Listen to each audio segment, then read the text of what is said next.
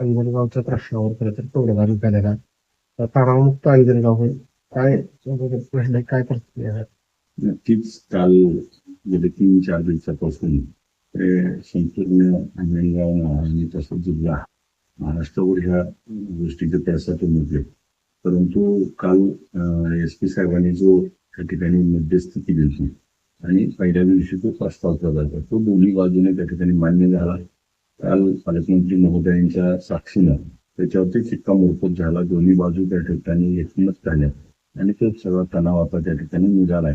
त्यामुळं दोन्ही समाज हे एकमेकांच्या समोर येणार नाही आणि कटुता त्या ठिकाणी कायमची संपेल याबाबत आम्ही सर्वजण त्या ठिकाणी प्रयत्न करू आणि पुन्हा एकदा गावाची जुना गोविंदानं सर्व गाव एकसंघ राहील अशा पद्धतीची भूमिका आम्ही त्या ठिकाणी घेऊ.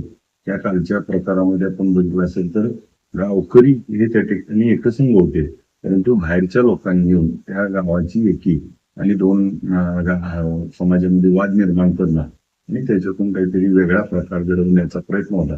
परंतु सर्व गावकऱ्यांनी यावरती त्या ठिकाणी एकसंघ हा एक मुखी तोडगा निघाला.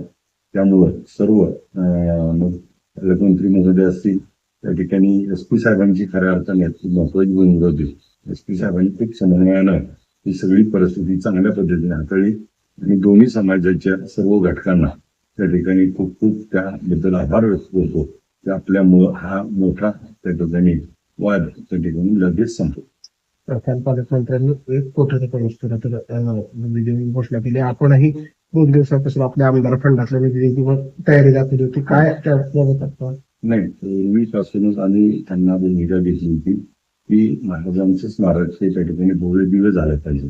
मी माझ्या आमदार फंडातला काही 10 लाख रुपयाचा निधी मी आपल्याला देऊ आणि त्या ठिकाणी सुशोभीकरण करू.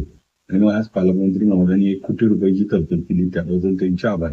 त्यामुळं या स्मारकाला भव्यपणा त्या ठिकाणी येईल अशा पद्धतीचं काम त्या ठिकाणी झाल्यामुळं भविष्याच्या दृष्टीने हे स्मारक या गावाचे अंजनगाव खिलोबा हे खिलोबा देवस्थानाच्या नावानं जसं ओळखलं जातं त्याच धर्तीवरती शिवाजी महाराजांचा हा स्मारक म्हणून देखील त्या ठिकाणी दोन्ही समाजाची आज त्या ठिकाणी एकीचं स्वरूप म्हणून या दोन्हीकडे बघण्यात येईल.